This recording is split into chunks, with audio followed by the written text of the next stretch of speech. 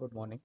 सो आज का हमारा टॉपिक है to study the effect of insulin and alloxan on blood sugar level. Insulin हम सभी जानते हैं एक हार्मोन होता है जो आपके पैंक्रियास से सिक्रीट होता है और ये आपके ब्लड ग्लूकोज लेवल को डिक्रीज करने में हेल्प करता है।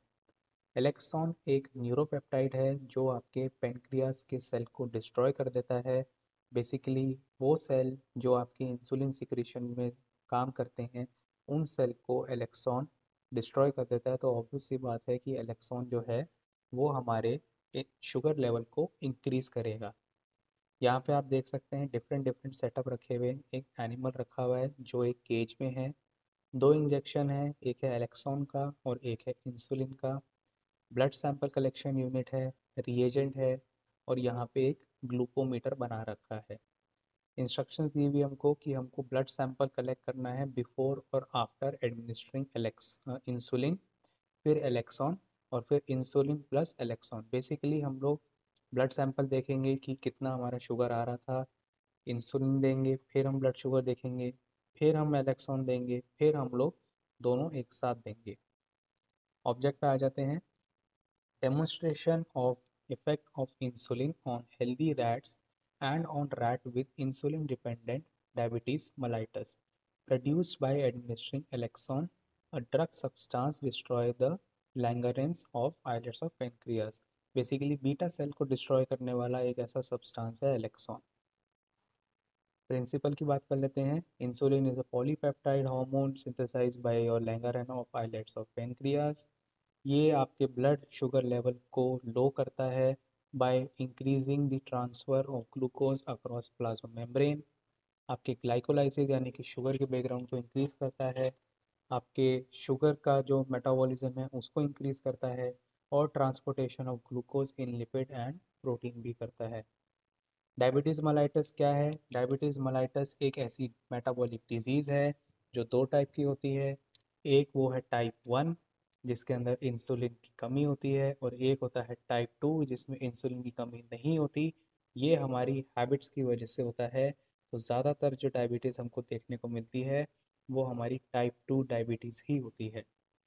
हम लोग इसमें यहाँ बताया हुआ है कि हमें ब्लड सैंपल कलेक्ट करना है नॉर्मल रैट का, उसके बाद हमको मेडिसिन देख के देखना है कि क्या हमारा सैंपल आ रहा है।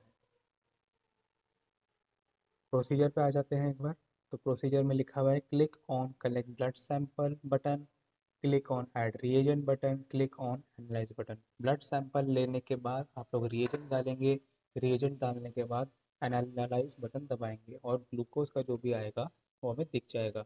उसके बाद हम रीस्टार्ट करेंगे और फिर हम लोग इंसुलिन देने के बाद 1 से लेकर 5 के स्टेप्स वापस रिपीट करेंगे। फिर हम एलेक्सॉन के साथ सेम करेंगे और फिर हम इंसुलिन प्लस एलेक्सॉन वापस से रिपीट करेंगे। तो बेसिकली 3 बार ये एक्सपेरिमेंट हम लोग परफॉर्म करते हैं जिससे हमें प्रॉपर रीडिंग मिल सकती है। ठीक है, तो अब हम लोग पहले इसका ब्लड सैंपल कलेक्ट करते हैं। याद रखिए अभी तक हमने कोई भी ड्रग इसको नहीं दी है। रिएजेंट डाला हमने, रिएजेंट डालने के बाद हम लोग अब एनालिसिस करेंगे। तो एनालिसिस में आया है 86 mg पर डेसीलीटर। हम लोग एक्सपेरिमेंट को रिस्टार्ट करते हैं। अब हम लोग एलेक्सॉन देते हैं। एलेक्सॉन देने के बाद हम इसका ब्लड सैंपल कलेक्ट करेंगे। ब्लड सैंपल कलेक्ट करने के बाद रिएजेंट डालेंगे और रिएजेंट डालने के बाद अब हम लोग इसका एनालिसिस करेंगे। तो अब आया है 129 mg पर डेसीलीटर, पहले था 86। तो शुगर लेवल हमारा इंक्रीज हो गया है आफ्टर एडमिनिस्ट्रिंग एलेक्सॉन। क्यों? क्योंकि एलेक्सॉन जो है वो आपके बीटा सेल्स को डिस्ट्रॉय कर देता है। अब हम लोग इंसुलिन के साथ करेंगे। हमने इंसुलिन एडमिनिस्टर किया, ब्लड सैंपल हमने कलेक्शन दिया, रिएजेंट डाला और अब हमने एनालिसिस किया। 76 mg पर डेसीलीटर का हमारा शो हुआ है। ऑब्वियस सी बात है कि as compare to your normal यहाँ पे थोड़ा सा शुगर लेवल कम हुआ है। पहले आपका नॉर्मल 86 mg पर डेसीलीटर था, अब 76 आया है। अब हम लोग दोनों ड्रग्स को साथ में देंगे। तो हमने पहले एलेक्सॉन दिया, फिर इंसुलिन दिया, ब्लड सैंपल हमने कलेक्ट किया, रिएजेंट डाला, और रिएजेंट डालने के बाद हमने एनालिसिस किया। अब हमारा ब्लड शुगर आया है 96 mg पर डेसीलीटर। हमारा जो ऑब्जर्वेशन आया वो आया है 96 mg पर डेसीलीटर। हम लोग अब रिजल्ट पे जाते हैं।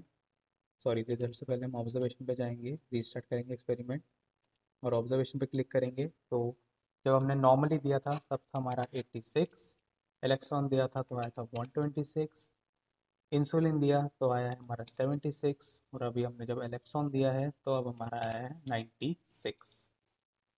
ये ऑब्जर्वेशन हमने नोट कर ली हैं, इनको हम डाउनलोड करके सेव कर लेंगे। कंपैरिजन आप कर सकते हैं कि नॉर्मल शुगर 80 था, एलेक्सॉन देने के बाद 120 प्लस हो गया, इंसुलिन देने के बाद 80 से कम हो गया, और जब हमने इंसुलिन और एलेक्सॉन दोनों दिया तो 96 के अराउंड आ रहा था। रिजल्ट क्या कहता है हमारा? रिजल्ट कहता है alloxan increases blood sugar level by destruction of beta cell of pancreas, whereas insulin reverses increase blood sugar level due to alloxan injection. ये हमारा पूरा एक्सपेरिमेंट था। अब इसके अंदर हम आपको थोड़ा सा और एक्सप्लेनेशन देंगे कि इंसुलिन का जो स्ट्रक्चर है वो हमको कैसा शो होता है। तो आपको मैं इंसुलिन का स्ट्रक्चर दिखा दूँ।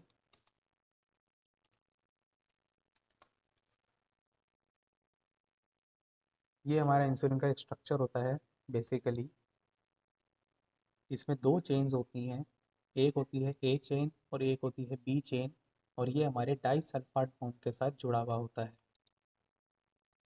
यहाँ पे आप देख सकते हैं दो सल्फर के बॉन्ड्स यहाँ लगे हुए हैं, और यहाँ पे दो सल्फर के बॉन्ड्स हैं, एक ए चेन है और एक बी चेन है। ये पूरा का पूरा एक पॉलीपेप्टाइड है। क्यों? क्योंकि इसमें सारे अमाइनो एसिड्स ही होते हैं। ए चेन में 21 अमाइनो एसिड्स होते हैं और बी चेन में 30 अमाइनो एसिड्स होते हैं। तो total there are 51 amino acids in your insulin. अब अगर हम बात करते हैं इंसुलिन के टाइप्स की, तो पहले तो सिर्फ एक ही टाइप का इंसुलिन हमको मिलता था जिसका नाम था इंसुलिन नॉर्मल या रेगुलर इंसुलिन। बट अब बहुत सारे टाइप के इंसुलिन आ गए हैं, जैसे कि रैपिड एक्टिंग इंसुलिन, जो 15 मिनट के अंदर ही अपना एक्शन दे देता है और 1 से 2 घंटे तक वो अपना काम करता है। एग्जाम्पल है इंसुलिन लिस्प्रो, इंसुलिन एस्पार्ट और इंसुलिन ग्लूसालेनिन। हमारा जो रेगुलर इंसुलिन है जो हमने अभी जस्ट एडमिनिस्टर किया है, वो आपका 30 मिनट्स के अंदर काम करता है और 2 से 3 घंटे तक उसका एक्शन हमारे को ऑब्जर्व करने को मिल जाता है। लास्ट है आपका intermediate acting and long acting. Intermediate acting थोड़ा सा और टाइम लेता है, और लॉन्ग एक्टिंग जो है वो सबसे कॉमनली आजकल यूज़ हो रहा है, क्योंकि जैसे जैसे हमारे डाइटरी हैबिट्स चेंज होती जा रही हैं, इंसुलिन पे हमारी डिपेंडेंसी भी बढ़ रही है। तो लॉन्ग एक्टिंग जो होता है वो 24 आवर्स तक काम करता है, और इसको हमेशा ओवरनाइट दिया जाता है। इंसुलिन जो है इसके अंदर वो है हमारा ग्लार्जिन। तो ग्लार्जिन इंसुलिन सबसे ज़्यादा कॉमनली यूज़ है। इंसुलिन का एक यूज़ और होता है, इंसुलिन हाइपोकैलेमिया में यूज़ किया जा सकता है with your administration with DNS. DNS यानी कि dextrose normal saline. So that's it for me. Thank you very much.